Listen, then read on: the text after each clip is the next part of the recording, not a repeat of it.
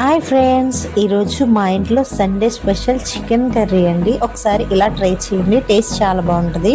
First చికెన్ని 3 times wash చేసుకుని salt, కారం, పసుపు, మసాలా, కరివేపాకు వేసుకుని మ్యారినేట్ చేసుకోవాలండి. ఒక 15 minutes మ్యారినేట్ చేసుకోవాలండి.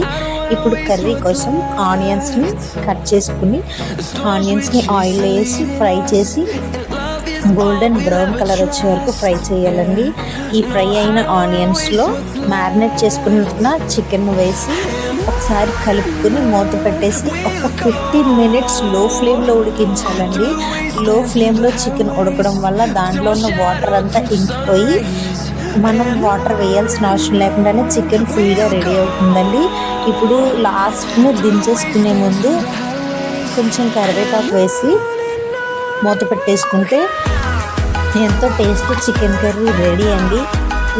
ఈ సండే మీ ఇంట్లో స్పెషల్ ఏంటో కామెంట్ చేయండి ఫ్రెండ్స్. లైక్ చేసి సబ్స్క్రైబ్ చేయండి ఫ్రెండ్స్ ప్లీజ్.